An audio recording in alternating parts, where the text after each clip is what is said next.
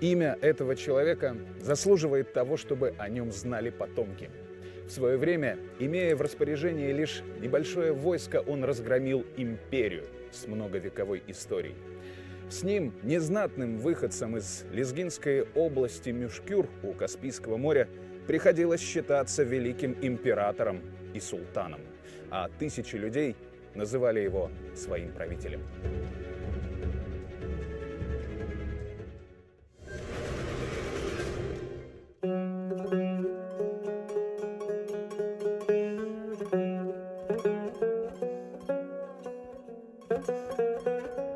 Обычно история о выдающихся личностях начинается с того места, где они родились и произошло их становление.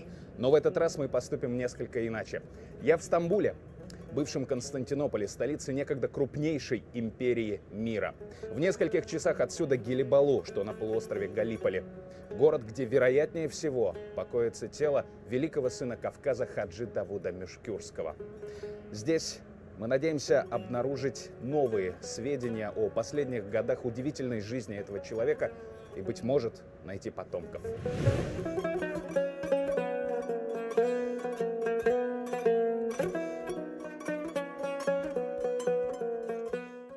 Восточный Кавказ.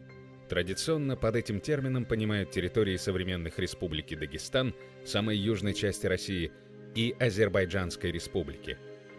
В XVIII веке одной из самых крупных областей этого региона называли Лезгистан по имени наиболее многочисленного народа. Лезгины – один из множества дагестанских этносов, издревле живущий на землях Восточного Кавказа, где некогда существовало древнее государство лезгинских народов – Кавказская Албания. После распада Албании на разных исторических отрезках на ее территориях располагалось множество различных политических образований. Наиболее значительными из них были средневековые государства Лакс и Ширван. Именно на этих землях развернутся главные события нашего повествования. Кто же управлял этими землями? В начале XVIII века еще было далеко до вхождения Восточного Кавказа в состав России. Однако эта территория уже не была свободной. Почти за 200 лет до рождения нашего героя здесь начали закрепляться сефевиды – тюрки по языку, шииты по вероисповеданию. Господство сефевидов для Дагестана ничего хорошего не принесло.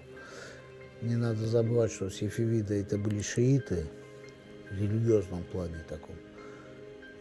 А наши дагестанские ученые, они сунниты, они резко отрицательно к ним относились, и не стоит забывать безобразие, которое творили, в общем, сефевиды в Дагестане. Завоевав Ширван и Лезгистан, сефевиды утвердили здесь свое наместничество – Ширванское беглербегство. Столица находилась в городе Шемаха.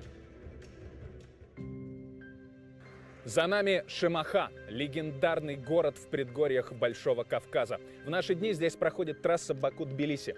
300 лет назад Шемаха уже древний город, крупный по тем временам. Столица некогда сильного государства Ширваншахов, захваченного сефевидами.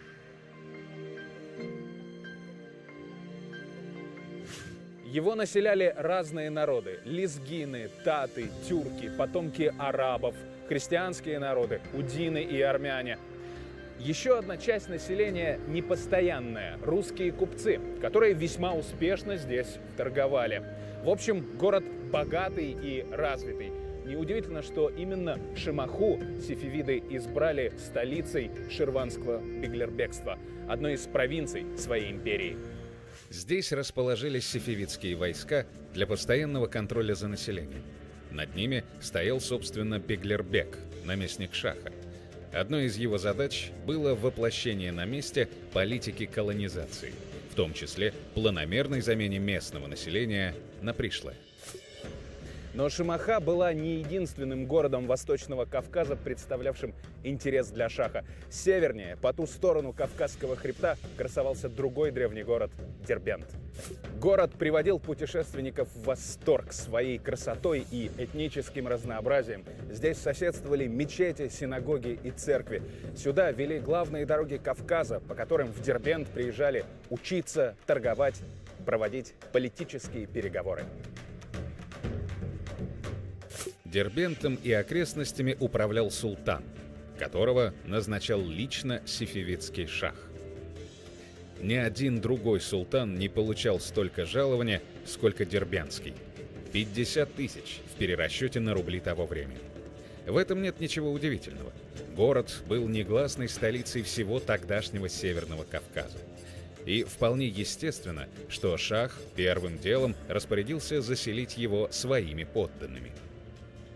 Это происходило далеко не в первый раз. Со времен сасанидов на Восточном Кавказе и особенно в Дербенте и его окрестностях проводилась политика поселения лояльных жителей из Ирана, при арабах из Ирака и Сирии, при сефевидах и более поздних династиях преимущественно представителей тюркских шиитских племен.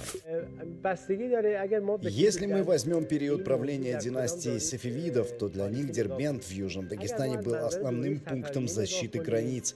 Сефевиды сами выбирали правителей этого города. Для них было необходимо удерживать власть над Дербентом в своих руках. Поэтому на территории города постоянно находились их войска. Крестьяне до такой степени угнетены, что почти все подумывают уходить из города.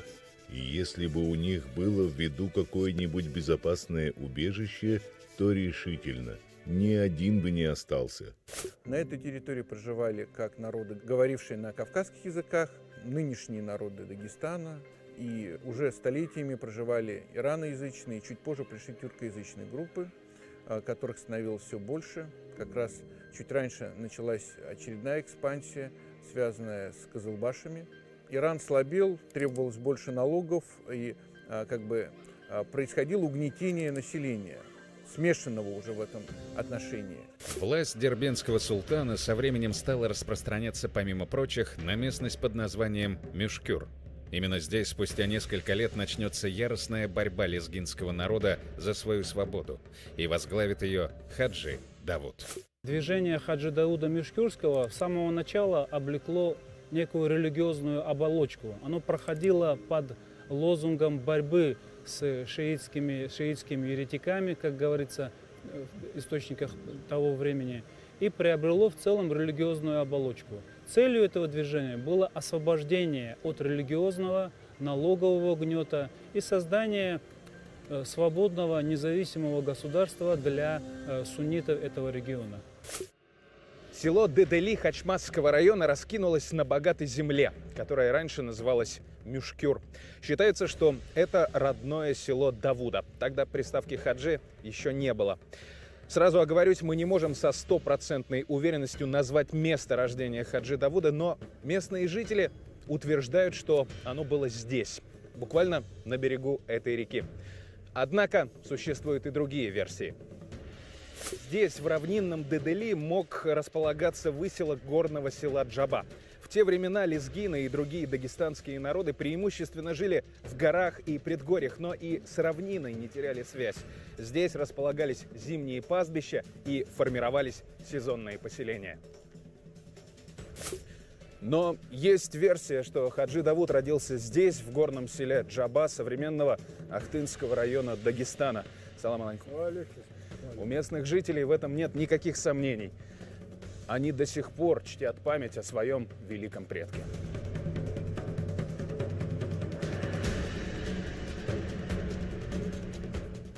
Давудбек простой породы, из Мюшкюра. Именем Дауд или Давыд, только умом остер.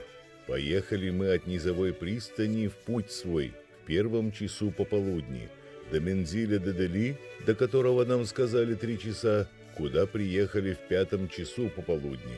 Ночевали там в деревне Хаджибека, о котором нам сказывали, что человек честный и знатный, и сей деревни господин. Хаджи Давуд к определенному возрасту не только стал духовным лидером.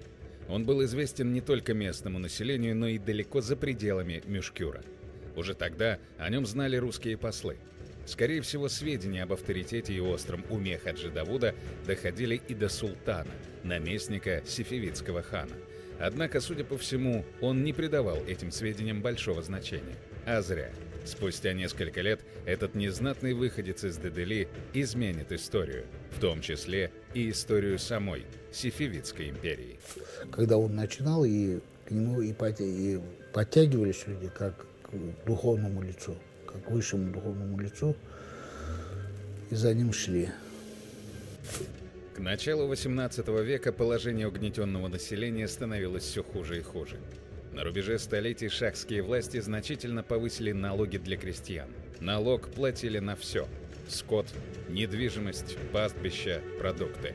Кроме того, продолжалось религиозное и этническое угнетение. Естественный результат – по всей империи стали вспыхивать волнения. В Курдистане, Туркменистане, Хорасане, Грузии, Армении. Наконец, в Лезгистане. Первыми восстали Джар и Илису. В 1707 году повстанцы совершили набег на Шемаху, убили правителя Ширвана и разграбили персидский лагерь. Восстание повторилось спустя 4 года уже в больших масштабах.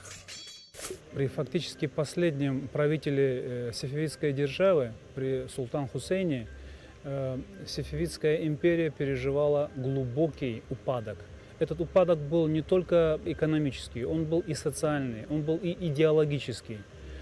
Разумеется, соседи сефевидов как на западе, так и на севере видели это ослабление Ирана и пытались использовать это в своих целях. По указу султана из Стамбула в Лезгистан были отправлены послы с требованием признать над собой власть османского правителя. Таким образом, турки пытались подчинить Лезгин своей воле. Вскоре история покажет, что никому не удастся сломить волю горцев к свободе. Тем временем Хаджи Давуд набирал все больший авторитет среди суннитского населения. К 1711 году ему удалось аккумулировать военную мощь многих могущественных горских правителей, среди которых Али Султан Илисуйский, Ахмед хан Кайтакский, Сурхай хан I Газикумукский и другие. На стороне Хаджи Давуда теперь были не только лезгины, но и большинство других братских суннитских народов Восточного Кавказа. Сейчас нам сложно понять, как непросто было объединить вокруг себя такие значительные силы. Напомню, речь идет о захваченной территории. Народ угнетен, и любое подозрительное или неверное действие влечет за собой незамедлительную расправу. Собрав достаточное войско, Хаджи Давуд не стал выжидать. Мюшкюр, Куба, Кюра, Ширван, Шики и Лису. Огонь народного гнева стремительно распространялся по землям Восточного Кавказа. Как мы знаем, Хаджи Давуду удалось привлечь на свою сторону такого серьезного союзника, как Сурхай хан. Чем обусловлено участие Сурхай хана в этих действиях, антииранских действиях? Ну, можно, наверное, судить о том, что он мечтал сам расширить свои владения за счет богатых областей Восточного Закавказья, прибрав их к рукам. Шахские наместники не успели прийти в себя, как Хаджи Давуд уже взял два важных укрепленных города – Шабран и Худат. В 1711-м объединенное 30-тысячное войско под командованием Хаджи Давуда осадило саму Шемаху, но город не был взят. Зато через год новый поход увенчался успехом. Однако тогда лезгины оставляют Шемаху и уходят в горы. Целью было уничтожить персидские гарнизоны, а не захватить сам город. А пока восстание временно затихает.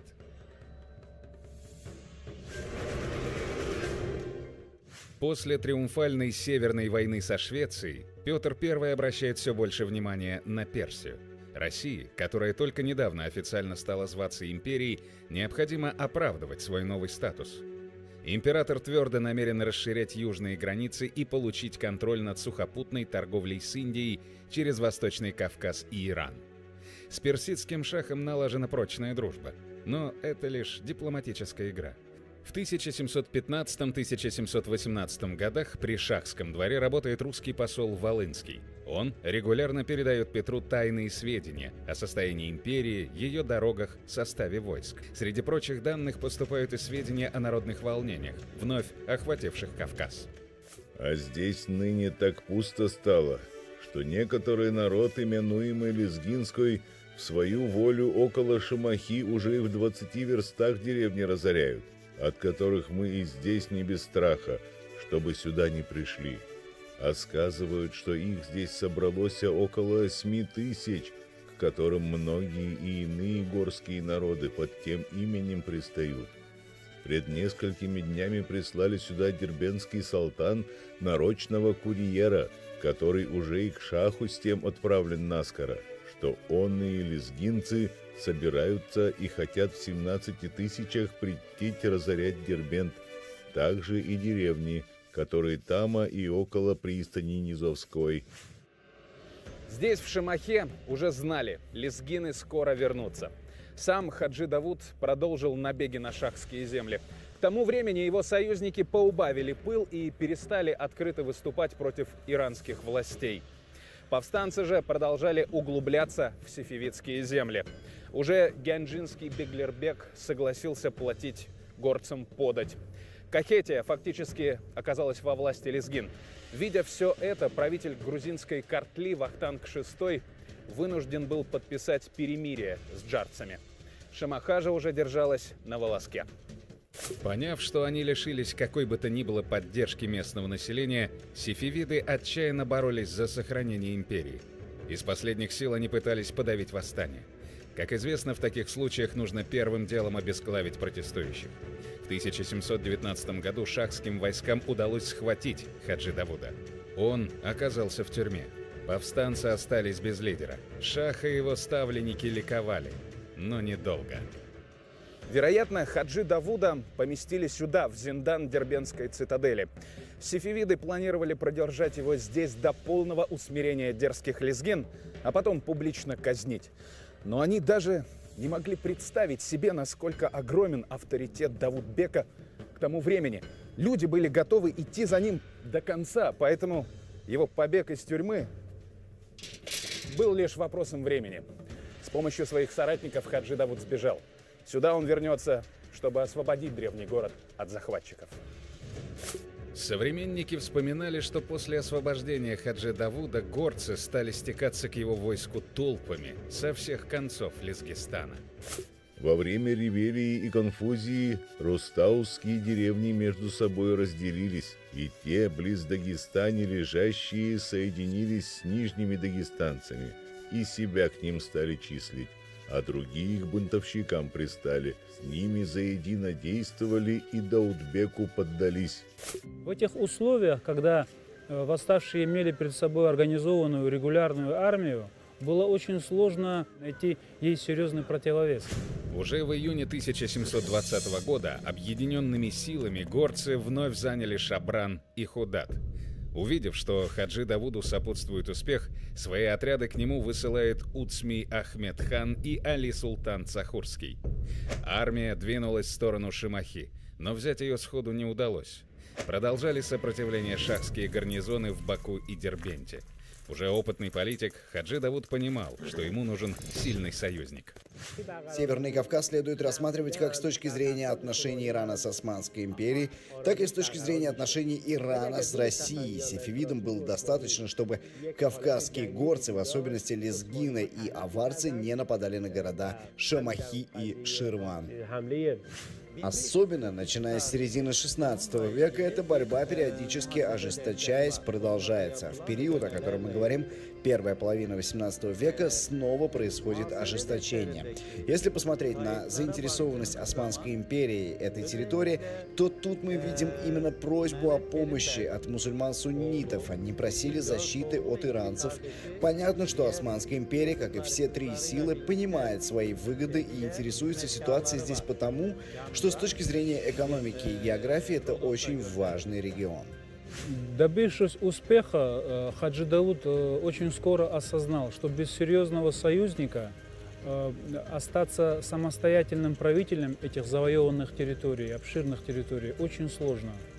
Вот почему, поскольку со всех сторон его владения были окружены территории этих могущественных империй.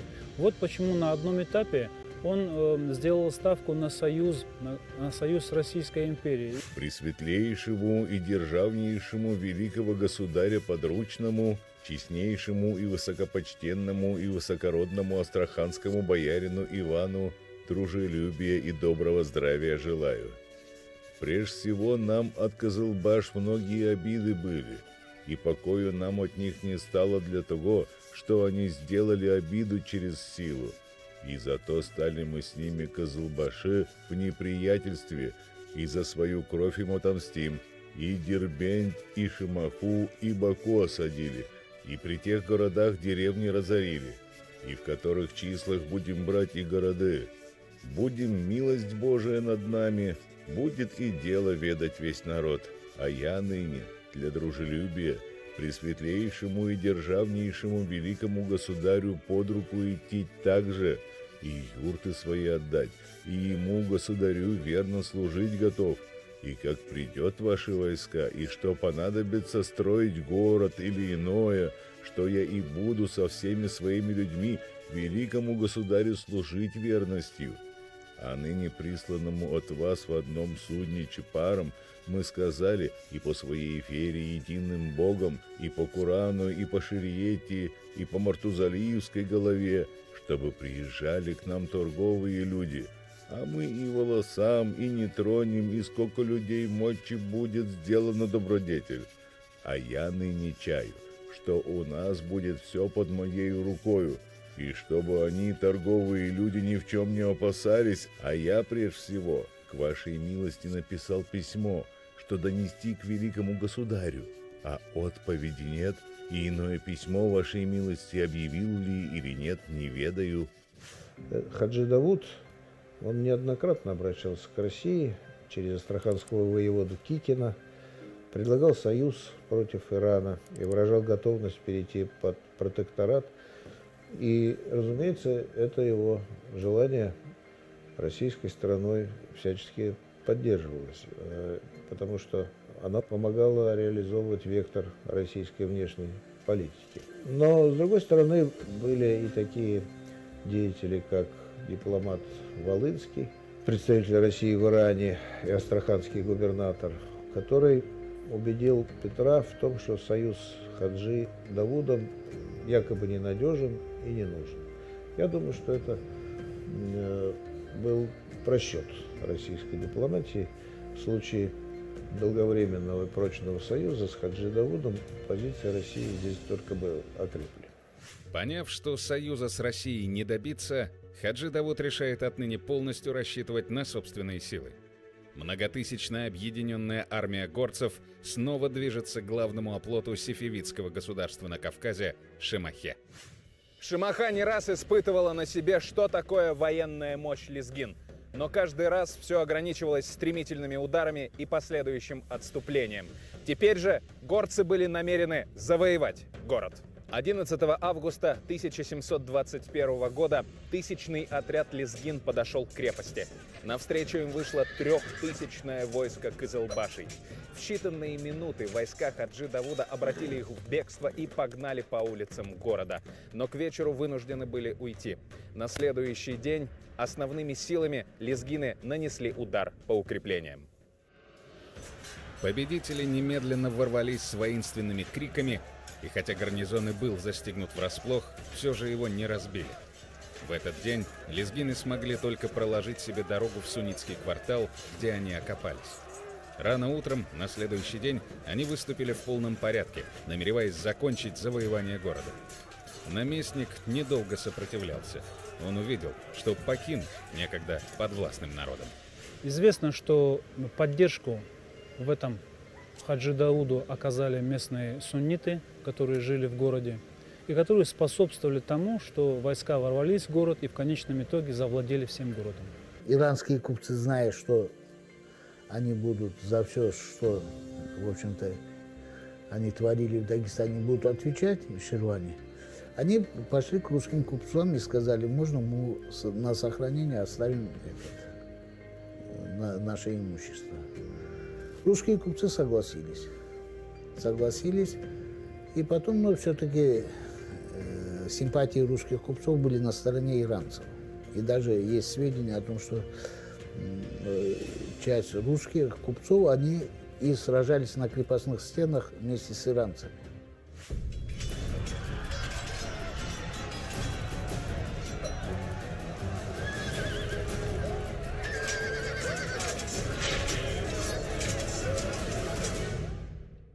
Шимаха была освобождена. Отныне и до 1728 года она станет центром государства Хаджи Давуда. Освобождение Шемахи было больше, чем просто военным успехом. Кроме важнейшего экономического и политического значения этого города, его взятие имело и очень серьезное символическое значение. Можно сказать, что после взятия Шемахи лезгинский народ во главе с Хаджи Давудом Мешкюрским вернулся на мировую геополитическую арену как действующий субъект истории. Весть о падении Шемахи мгновенно облетела всю Сефевидскую империю. Разгневанный шах приказал своим наместникам в Гендже и Ереване дать повстанцам отпор. На Хаджи Давуда и его союзников двинулась 30-тысячная армия. Но, узнав об этом, дерзкие лезгины двинулись навстречу шахским войскам. Кровавая развязка произошла здесь, на берегу реки Куры. Удар был настолько неожиданным и мощным, что сефевиды потеряли всякую мотивацию и повернули вспять. Несколько разбросанных отрядов армии бежали, преследуемые повстанцами вплоть до самой Генджи, Карабаха и Эревана. К концу 1721 года и началу 1722 отряды повстанцев установили свой контроль в Карабахе. Это сражение вновь прославило несокрушимый дух бесстрашных горцев, сосредоточенных под командой Хаджи Давуда. Убедительные победы повстанцев под предводительством Хаджи Давуда уничтожили власть сефевидов в регионе. Взятие Шемахи было кульминацией. Некогда могучая империя стремительно катилась к своему закату под натиском тех, кого столетиями угнетала. Разбив на голову войска еще двух сефевидских беглербеков, лезгинский предводитель взял Барду, древнюю столицу Кавказской Албании. В 1721 году Волынский докладывает Петру, что Хаджи Давуд и Сурхай будут искать турецкой протекции. Он хорошо понимал, не получив поддержки от России, Хаджи Давуд обратился к ее главному врагу – Османской империи. Так и произошло. Давудбек и Сурхай через крымского хана обратились к султану с предложением протекции государства на Кавказе. Очевидно, что Петр I был этим, мягко говоря, раздосадован. Возможно, император даже понял, что ошибся, не приняв предложение о союзе со стороны Хаджи Давуда. Он пишет письмо канцлеру Головкину. «Господин канцлер, с его времени получили мы письмо от Волынского из Гребней, что он подлинно получил ведомости Шемахи, что бунтовщик Даудбек послал к султану турскому, чтобы его принял в свою протекцию, чего для... Вам надлежит отправить курьеров в царь-город к резиденту, дабы он этом предложил, чтобы его не принимали под протекцию, объявляя, сколько убытку он нам сделал. 22 февраля 1722 года. Петр».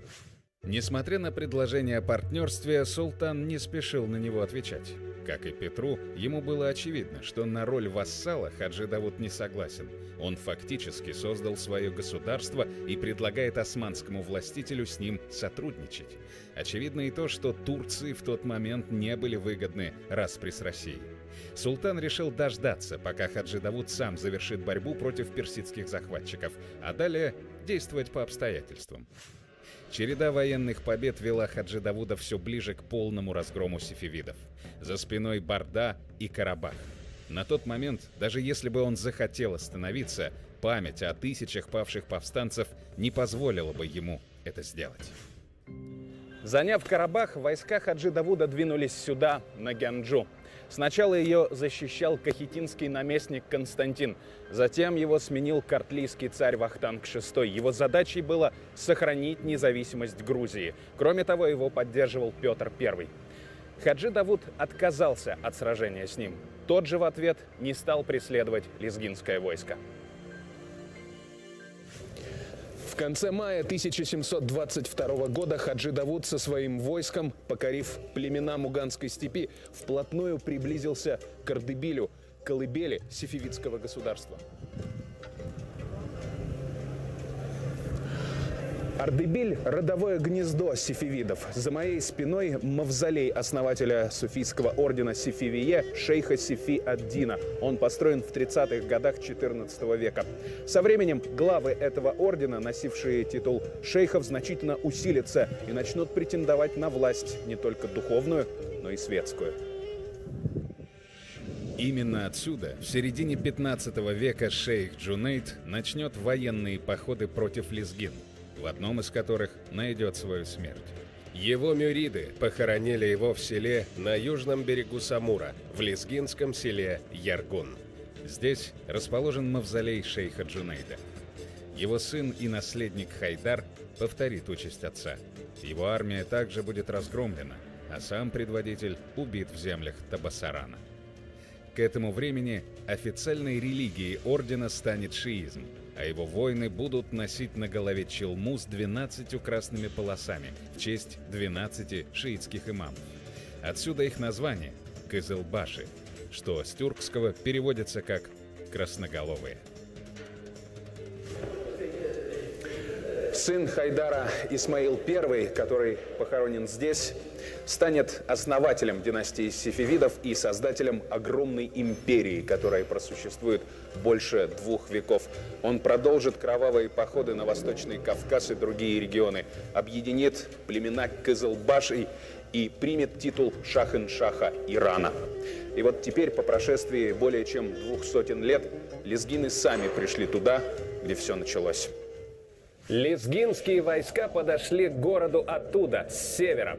Удар Хаджи Давуда по Ардебилю был очень символичен. Некоторые исследователи оценивают его как своеобразное возмездие за все те страдания, что принесли сефевиды жителям Арана, Лезгистана и сопредельных земель. За вековое порабощение, за попытки лишить их культуры, языка, религии, истории. Осада Ардебиля длилась 17 дней. Наконец город пал. Участь его жителей была незавидной. Даниш Усми и Даудбек с Кучук-ханом Муганским согласяся, ходили нынешнего лета в Ардевиль, которую всю разорили, куда перед тем Алдигирей посылал с ведомостью своего уздения именем Абдулу.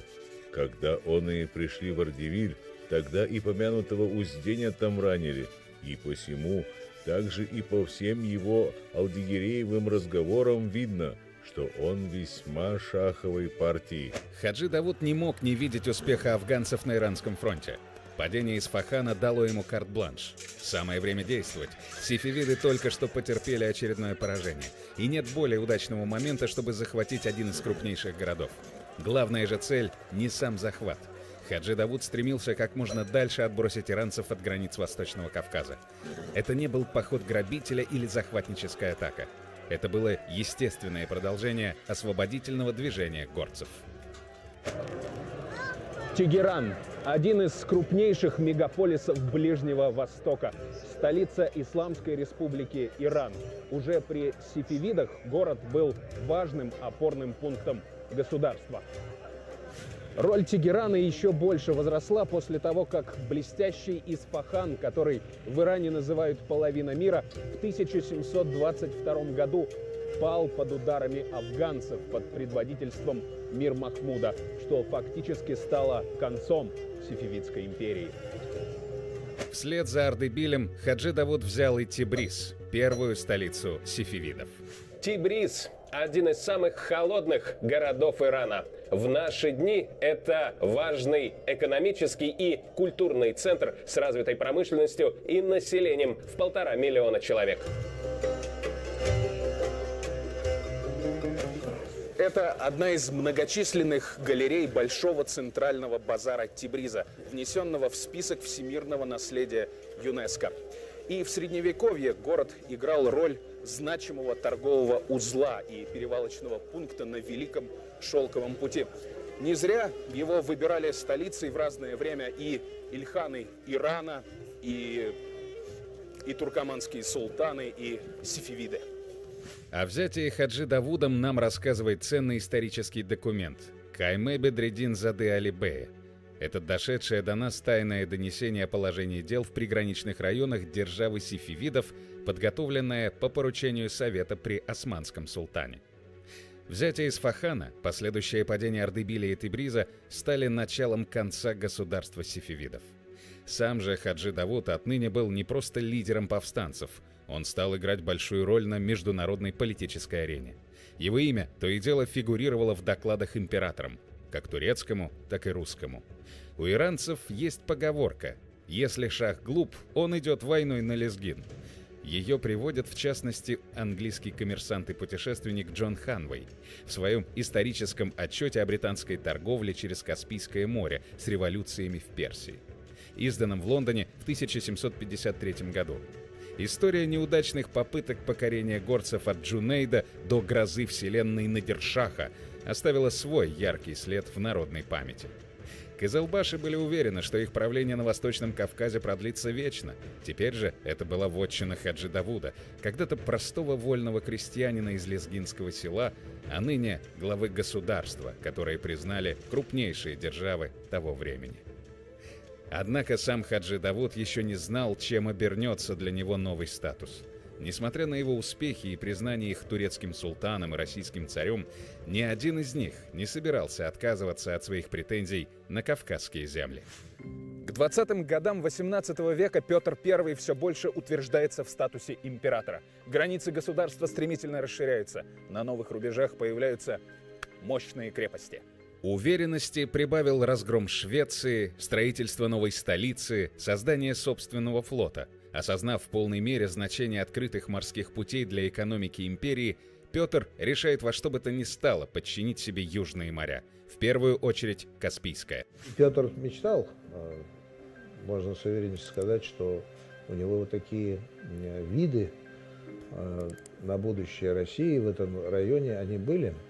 Но персидский поход, он, конечно, носил в первую очередь значение такого первого проникновения и закрепления России здесь. Что облегчало реализацию задачи Петра, тот факт, что здесь были многочисленные христианские народы, которые склонялись к своим единоверцам, то бишь к России, и суннитские народы, которые держались стороны Турции. Это тоже создавало дополнительное напряжение, но и давало новые шансы для России укрепиться здесь. Свою истинную цель российский император озвучивать, однако, не спешил. Собирая корабли и войска и ведя их в сторону Персии по берегу моря через Дагестан, он заявлял, что идет на помощь персидскому шаху. Под ногою его бывшей лезгинской земли владелец Даудбек и Казикумукского уезда управитель, называемый Сурхай, который из тех сторон от разных народов много возмутителей и бунтовщиков собрав, против высокостепенного шаха нашего друга объявил бунт поднять. Тем, кто не будет оказывать русскому войску сопротивление, гарантировалась полная безопасность. И вновь краеугольным камнем выступает Шемаха. Петр объявил, что отправил войска за сатисфакцией. Дескать, мы накажем бунтовщиков за то, что те ограбили русских купцов год назад. Кроме того, в планы императора входит завоевание Баку и Дербента. И в этом ему должны помочь объединенные войска грузин и армян под командованием все того же Вахтанга VI.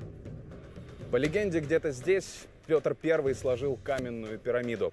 Каждый солдат бросил по одному камню. Таким образом получился своеобразный памятник и походу, и многочисленности российского войска.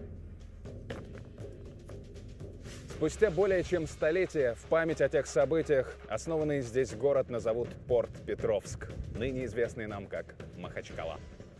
23 августа наиб Дербента имам Кулебек выехал навстречу Петру и, стоя на коленях, вручил ключи от города. В целом население Дербента восприняло этот поход достаточно лояльно, видя в нем избавление от бесконечных набегов, которые устраивали сторонники Хаджи Дауда.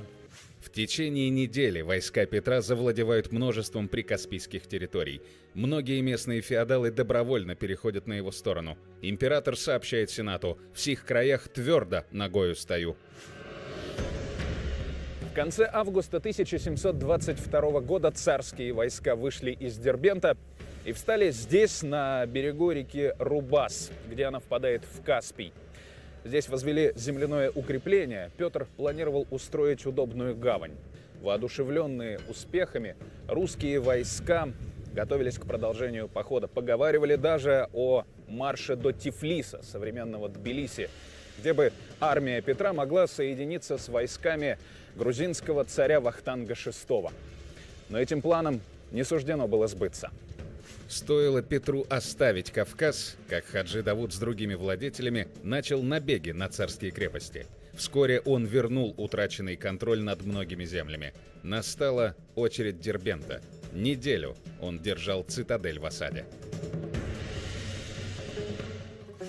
Хаджи Давуд знал, что именно его Петр I объявил главным бунтовщиком, и за его головой началась охота. Но больше всего его волновала судьба родины, Лезгистана и Ширвана, которую он ценой нечеловеческих усилий и огромных жертв освободил от сефевидских захватчиков. В свое время, не получив от Российской империи помощи, Хаджи Давуд понимал, что ему нужен мощный союзник. Это заставляет его идти на сближение с Османской империей. Но история еще не раз покажет, насколько прав был лезгинский лидер, когда искал союза с Петром I. Хаджи Давуд хотел заключить с Турцией равноправный договор, как независимое государство с другим независимым государством. Этого он добивался. Хаджи Давуд взял Шемахи в августе 21 года, а под турецкое подданство он был принят только в декабре 22 года. Вот все это время шли переговоры. Хаджи Давуд предлагал, диктовал свои условия. Султан отправляет Хаджи Давуду грамоту. Он принимается в османское подданство на правах, аналогичных статусу крымского хана. Хаджи Давуд принимает титул трехбунчужного паши, хана Ширвана и, по сведениям ряда историков, хана Дербентского. Это идеальное условие для лезгинского полководца в той международной обстановке. Его государство официально признает одна из мощнейших империй мира. Свое обещание султан, однако, не раз нарушал, в том числе поощряя попытки местных феодалов атаковать владения Хаджи Давуда. Однако ни одна из этих атак успехом не увенчалась. Тем временем Петр продолжал брать новые и новые города бывшей Сефевидской империи. Он выслал жителям Баку депешу с предложением сдаться. Шиитская часть населения призывала Петра войти в город, однако сунниты уже были верны Хаджи Давуду и отказались от русской помощи. Давуд-бек поддерживал связь с бакинским султаном Мухаммед Хусейн-беком, и тот был готов сдать ему город. Одновременно с этим в июне 1723 года вплотную к Баку подошел русский флот. Командование отправило в город письмо от персидского посла с приказом сдать город российским войскам. Султан Баку отказался. Русские осадили Баку. Осада длилась 7 дней. За это время самого султана бросили в тюрьму, а к власти пришел Юзбаши Дергах Кулибек, который согласился сдать город. 28 июля русские войска под командованием генерал-майора Матюшкина входят в Баку. Лезгин вновь пытались лишить добытой кровью свободы. Петр I и Ахмед III временно поделили Восточный Кавказ между собой по итогам Константинопольского договора, подписанного 12 июня 1724 года. Прикаспийские провинции официально признавались российской территорией. Их России уступил Иран. В то же время почти все остальное Закавказье отходило Турции, но владения Давудбека были отдельно оговорены в договоре. Понеже лезгинцы, которые в Ширванской провинции, будучи мусульманского закона, востребовали протекцию и быть в подданстве Высокой Порты.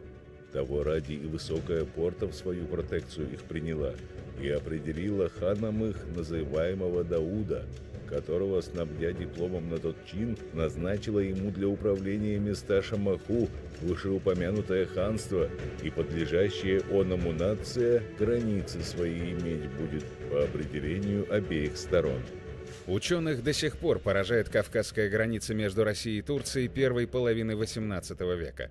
Вот как она пролегала. При ее определении не учитывали ни географию, ни этнический состав местного населения, ни его историю, ни хозяйство, которое вели жители. Тем не менее, оставшиеся за Хаджи Давудом территории официально признавались обеими державами, а также косвенно Персией, согласившейся с территориальными приобретениями России по Константинопольскому договору, как фактически независимое буферное государство. Русско-турецкая граница на него не распространялась. Более того, турки обязались не держать там свои гарнизоны. Хаджи Давуду удалось главное. Несмотря на то, что он стал жертвой политических интриг двух мощнейших империй и лишился части освобожденных им земель, он создал Ширванское государство, страну лезгин и других суннитских народов, свободную от иностранных наместников или их войск. Его народ отныне мог жить и развиваться, вести хозяйство, не выплачивая никаких оброков в Исфахан или куда-либо еще. Сам же Давуд-хан в очередной раз зарекомендовал себя как мудрый и грамотный политик, твердо отстаивающий интересы своего народа. И все же Хаджи Давуд был явно не из тех, кто легко идет на компромиссы. Он открыто выступил против Константинопольского договора.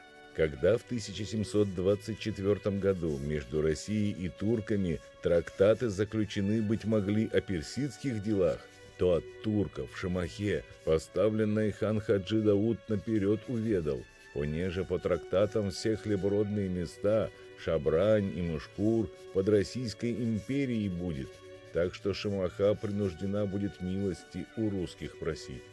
Того ради доношением и предложением своим порте Отоманской к тому приводил, что оное сочинение границы 2 года продолжалось.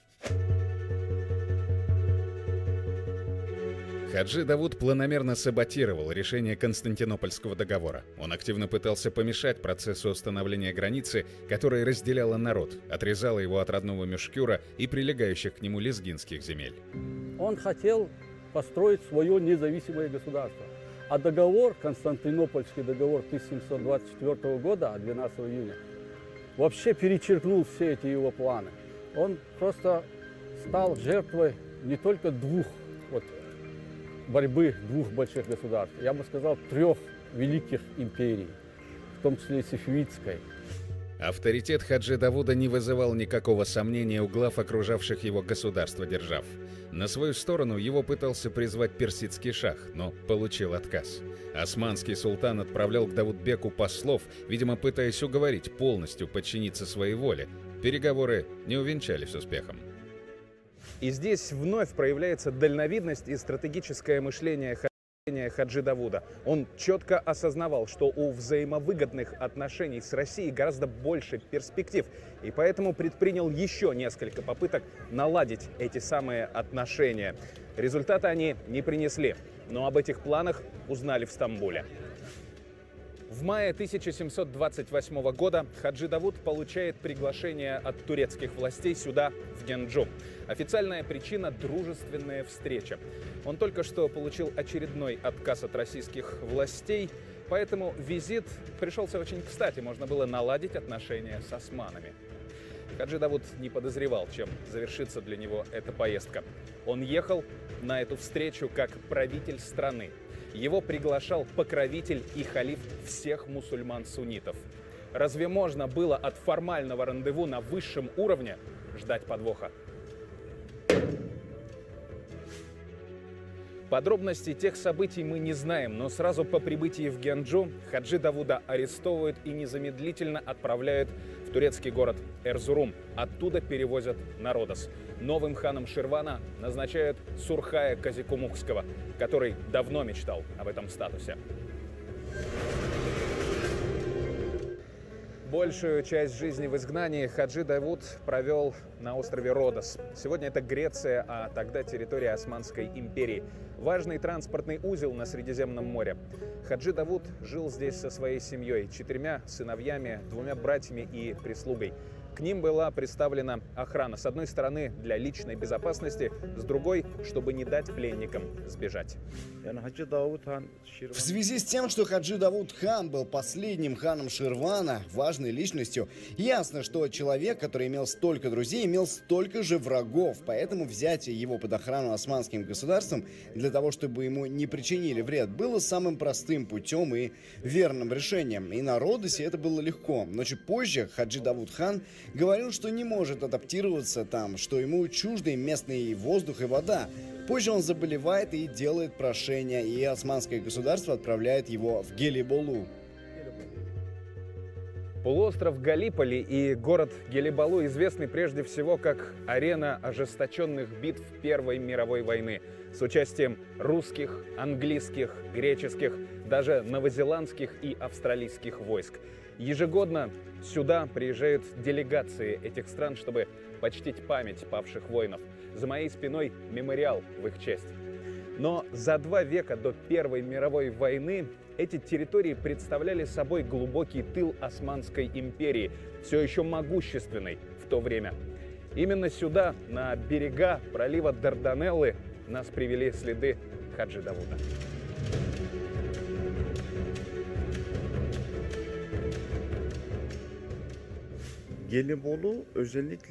Это место очень богато историческими захоронениями, такими же древностями, как те, что мы видим здесь. Безусловно, очень богатое место, но помимо этого там есть то, чего, возможно, и не было во всей Анатолии. Турецкий историк Яшар Баш в своей статье «Хан Ширвана Хаджи Давуд. Его политическая борьба, жизнь и семья в изгнании» раскрывает некоторые подробности последних лет жизни лезгинского предводителя. Именно их мы и взяли как основную наводку в поисках места захоронения Хаджи Давуда.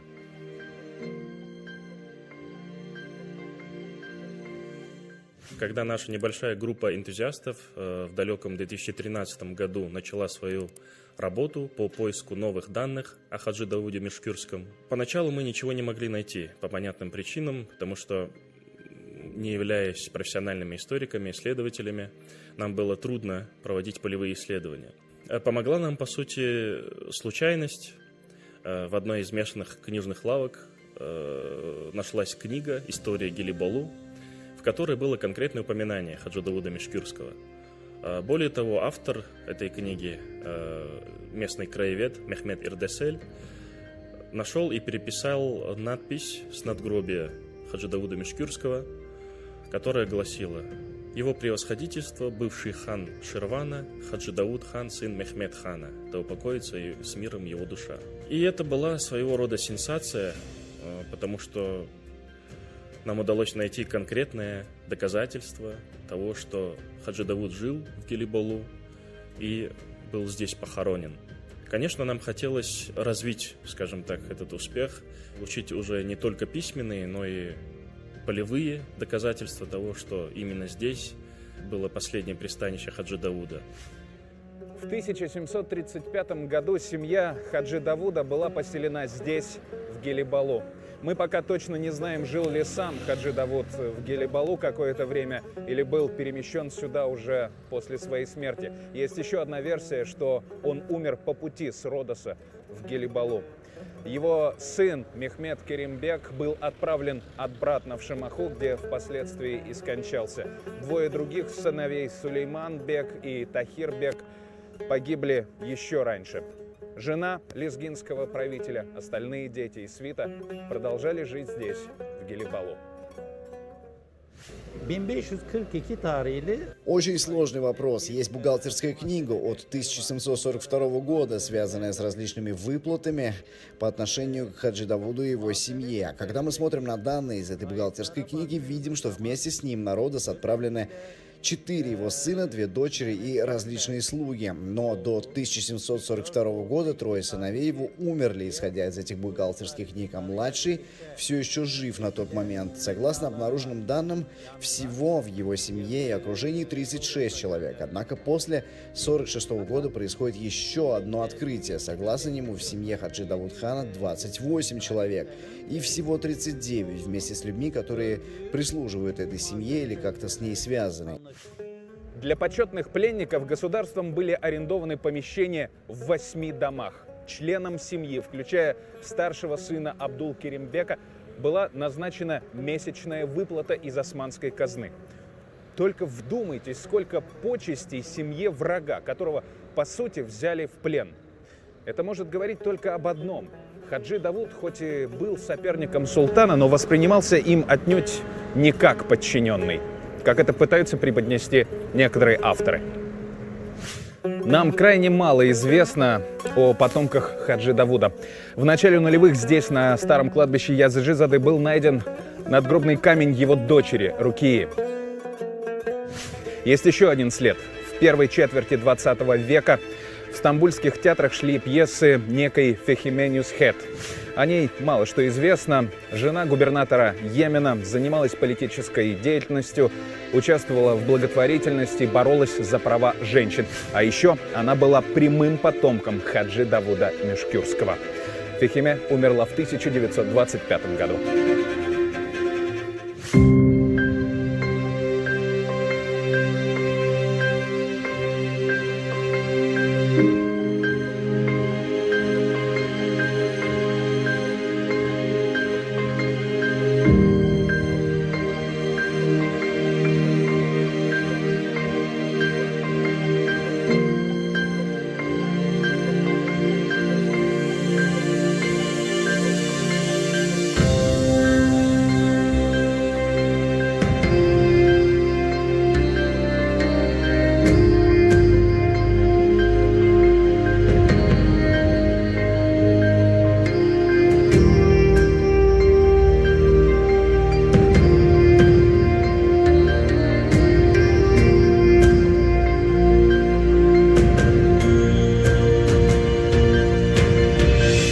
Танер-бей, когда мы с вами связывались, вы сказали, что у вас для нас есть новость.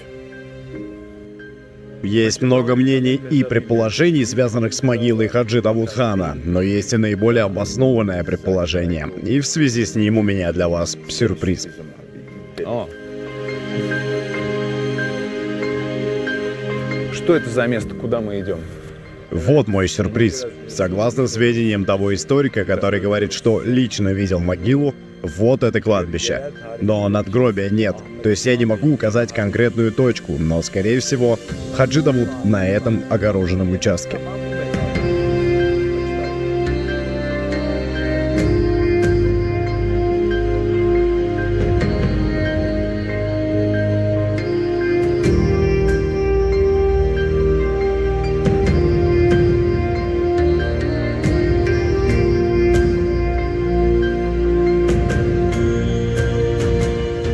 На этом кладбище похоронены Ахмед Бичан и его брат Мехмед Бичан. Здесь не хоронили простых людей, только важных личностей. Известный историк Ахмед Тунат сказал, что сам видел здесь могильный камень Хаджи Давуда, но потом его забрала и спрятала префектура для сохранения, чтобы не портилось.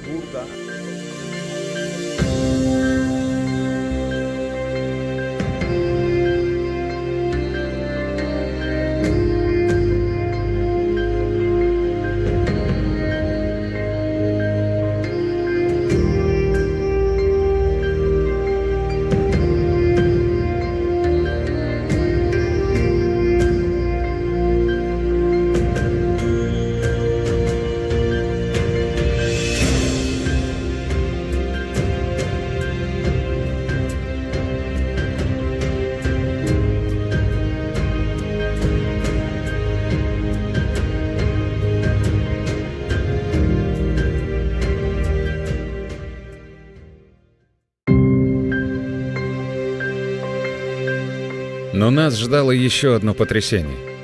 Буквально в полусотни метров от кладбища расположилась маленькая улица, на которой осталось несколько старинных жилых домов и заброшенных построек. Турецкий историк Ахмед Туна, проведя ряд исследований, пришел к однозначному выводу. Это те самые дома, в которых жила семья Хаджи Давуда. Недалеко отсюда находится могила Хаджи Давуда. Я сейчас на той самой улице, в том самом квартале Гелибалу, где размещалась семья Хаджи Давуда. Мы видим традиционную османскую архитектуру Эти деревянные перекрытия и каменная кладка, скорее всего, относятся к тому времени. В этих зданиях жили члены семьи, а этот традиционный османский гостевой дом с большой долей вероятности стал последним местом жительства лезгинского правителя.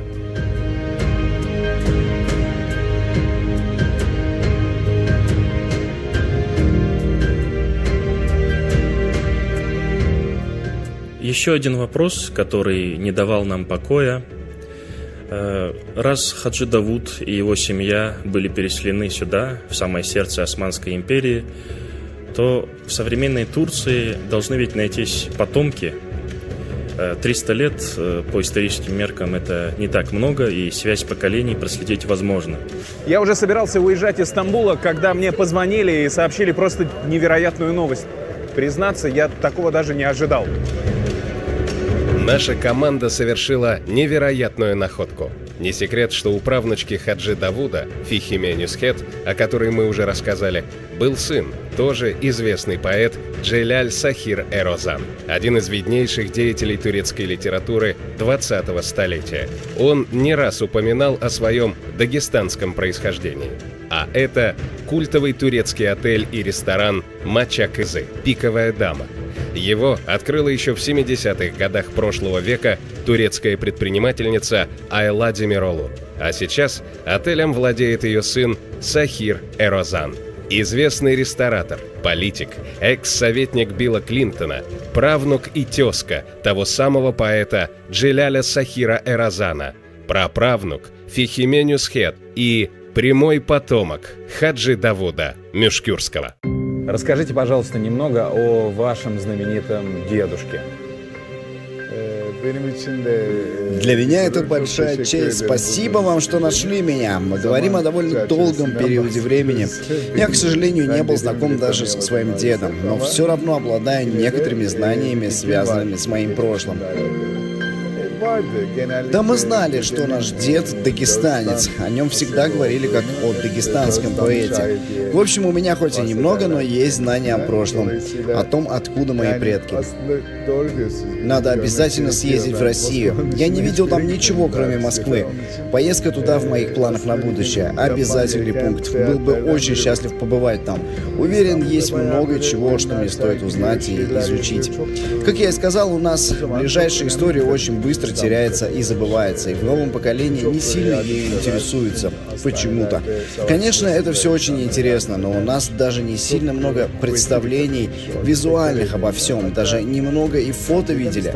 Например, у меня нет в руках ничего от него, никакой памяти, к сожалению. Если после всего, что вы соберете, узнаете, пришлете мне весточку, буду очень рад. Сахир Бей, мы подготовились к этому моменту и сделали для вас такой сюрприз.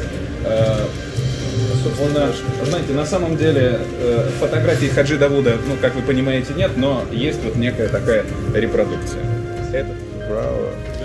Вау! Пытаюсь найти сходство со своим дедом, но сложно. Мой дед был голубоглазым.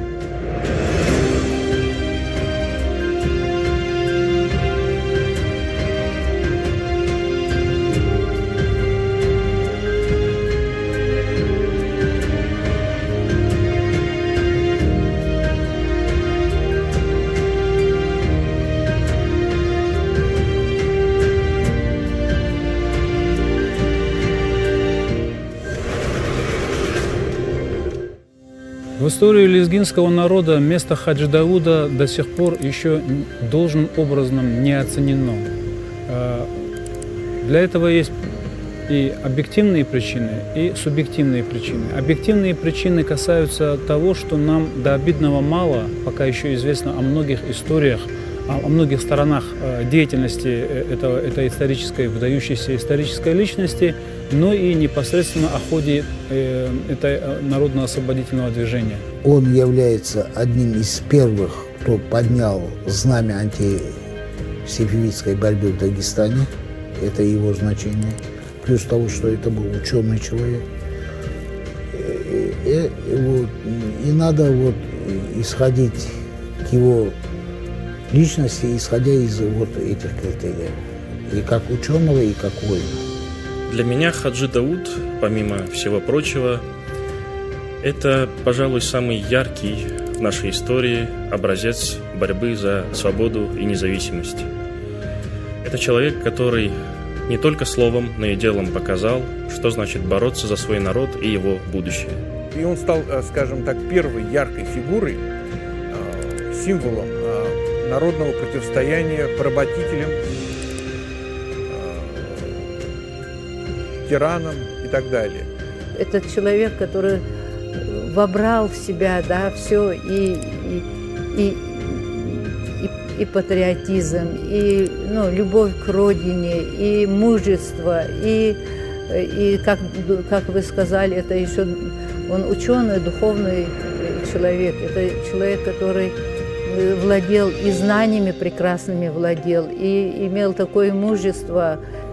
Kısaca şöyle diyebilirim. Hacı Davut aslında bir bayrak. Если кратко, то могу сказать, Хаджи Давуд на самом деле человек-знамя. Его смелость, преданность, огонь в глазах вдохновляли людей. Он глава восстания за независимость на Кавказе в борьбе против Ирана.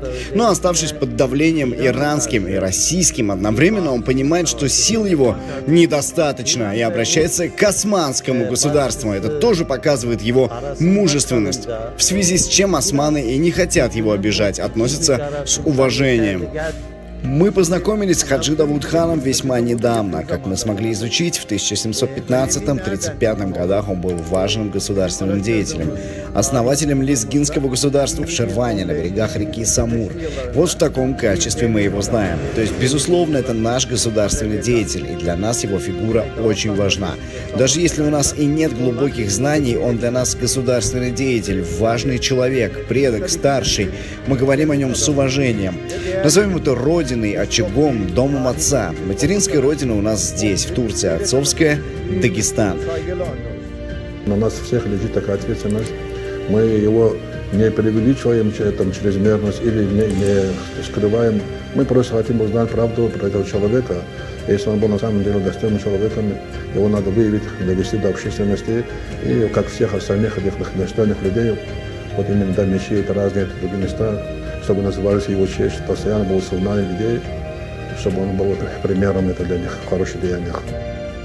Незнатный выходец из небольшого лезгинского селения, один из величайших правителей в истории Кавказа, прекрасный дипломат, расчетливый стратег, духовный предводитель, мударис и имам, верный своим идеалам. Кем же был Хаджи Давуд? На этот вопрос все еще предстоит ответить историкам, политологам, даже психологам. Да, он стал жертвой интриг, оказавшись между двумя гигантскими империями, но он создал государство, которое эти империи признавали. Да, помешали внутренние распри, многочисленные предательства со стороны местных феодалов.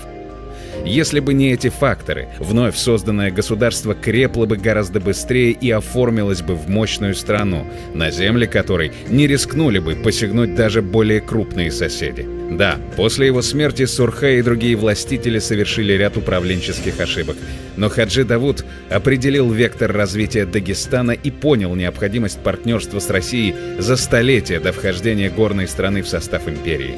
Да, его предавали, он терпел поражение, но доказал, имея волю к свободе и верность своему народу, можно даже с небольшой армией брать неприступные крепости, целые города и сделать этот народ свободным, победив целую империю.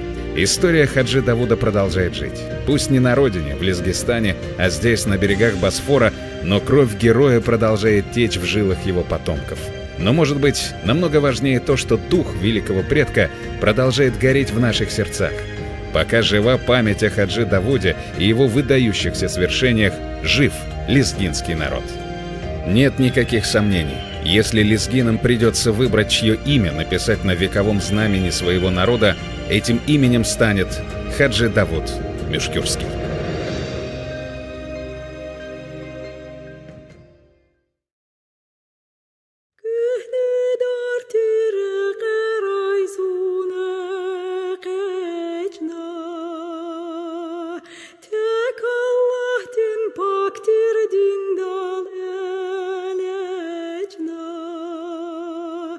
Khir